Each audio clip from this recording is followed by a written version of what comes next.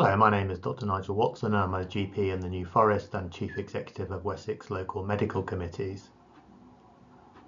The risk associated with being a partner in general practice are now seen by some GPs as being greater than the benefits.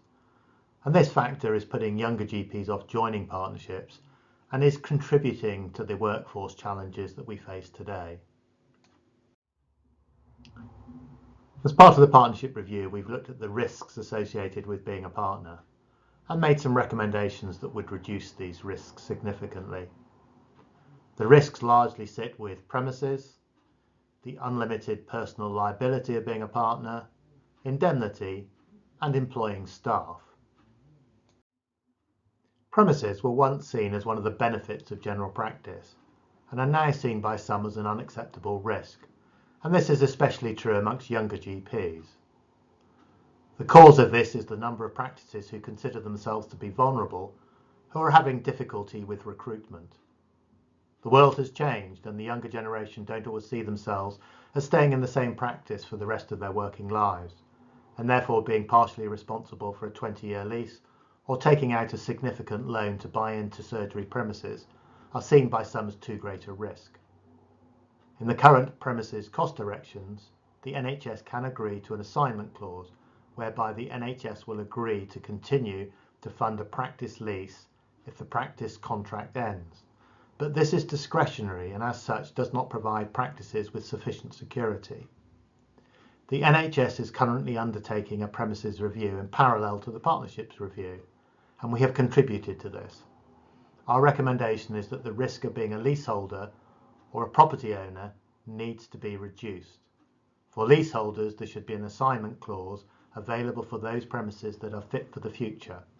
Where the premises are not fit for the future, there should be a local estates plan to address these issues.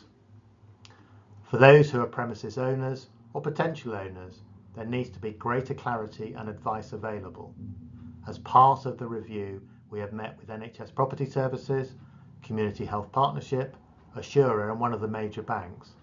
There are numerous possibilities for practice in terms of sale and leaseback, and also practice mortgages that do not require personal loans. The GPC and NHS England should work together to provide detailed guidance once the premises review has been completed. During the GP partnership review, we've been told by many GPs that by allowing limited liability partnerships or LLPs to hold GMS or PMS contracts, the personal financial risk that GPs hold would be significantly reduced. We've discussed this with organisations that work as LLPs, and we've also taken legal and financial advice. To allow an LLP to hold a GMS or PMS contract would require primary legislation.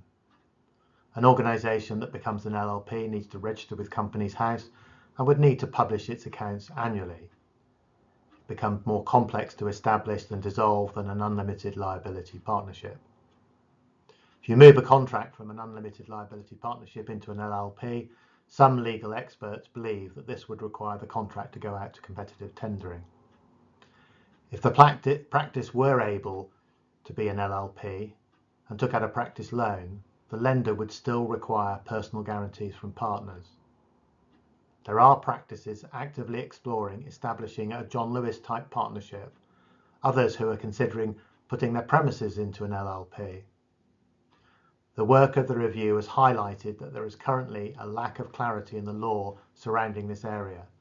A rapid and focused piece of work should therefore be undertaken by the Department of Health and Social Care to report back within 6 months, which will require both specific legal advice and further engagement with the profession via the GPC.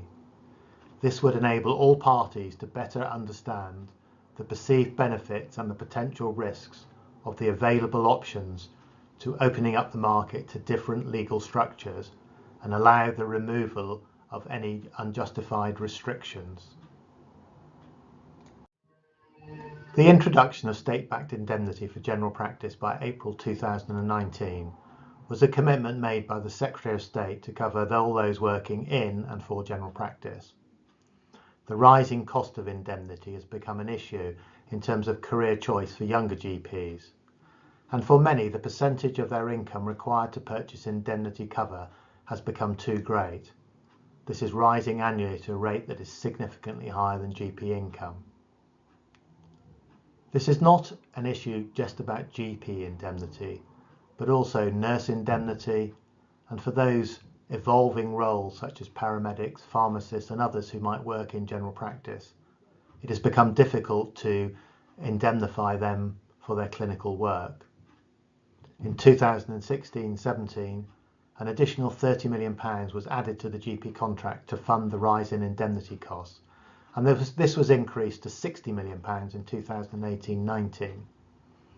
It is essential for general practice and the future workforce that we have a comprehensive state-backed indemnity covering all those who work in and for general practice, and especially with the development of primary care networks. This will protect partnerships from the future costs of indemnity. During the partnership review, we've been repeatedly asked about how the cost of indemnity will be covered. This is subject to negotiation between the profession and the government and is outside the remit of the review. But we have recommended that to attract more GP partners, the new state-backed indemnity scheme must provide more stable, sustainable indemnity for clinical negligence for all GPs. This should include partners and those who work in and for general practice, without undermining the financial stability of a practice. In conclusion, we can revitalise the partnership model of general practice if we make general practice a better place to work and we significantly reduce the risk of being a partner and for partnerships.